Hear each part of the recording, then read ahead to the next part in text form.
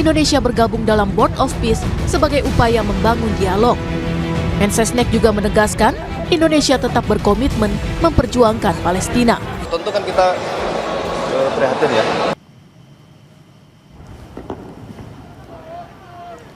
Menteri Sekretaris Negara Prasetyo Hadi menegaskan Indonesia tetap berkomitmen memperjuangkan Palestina.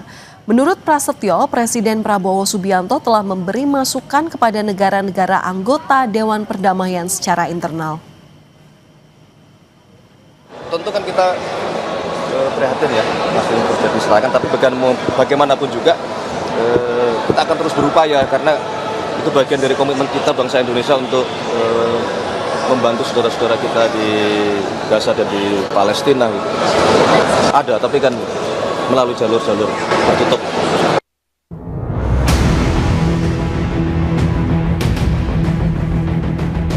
Bergabungnya Indonesia dalam Board of Peace bentukan Amerika Serikat menuai penolakan sejumlah pihak, salah satunya Majelis Ulama Indonesia. Menanggapi penolakan itu, Mensesnek Prasetyo Hadi bilang, Indonesia bergabung dalam Board of Peace sebagai upaya membangun dialog. Mensesnek juga menegaskan Indonesia tetap berkomitmen memperjuangkan Palestina. Kita nanti akan berdialog dengan MUI dan kami yakin nanti kita akan berikan penjelasan kenapa kita memutuskan untuk bergabung di Board of Peace ini.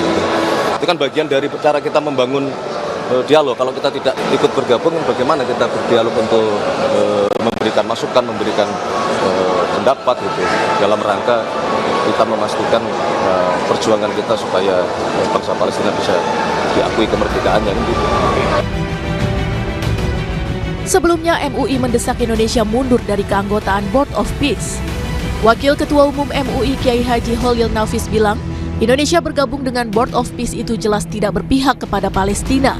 Karena dalam penggagas Trump dan anggotanya ada Netanyahu yang jelas menjajah dan tidak ada negara Palestina.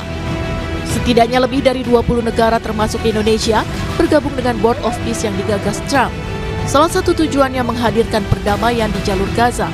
Namun nyatanya, usai pembentukan Board of Peace, Israel justru kembali menyerang Gaza di tengah gencatan senjata. Padahal Israel juga bergabung dalam forum tersebut.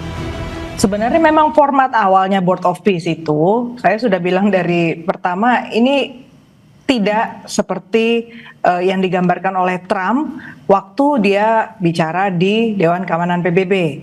Jadi itu satu. Jadi format yang dikehendaki dalam Dewan Keamanan PBB itu jelas harus step by step melalui proses negosiasi antar negara. Sementara kalau Board of Peace-nya Trump ini, dia mengedepankan caranya dia kan, caranya Amerika Serikat untuk menyelesaikan masalah dengan cara dia.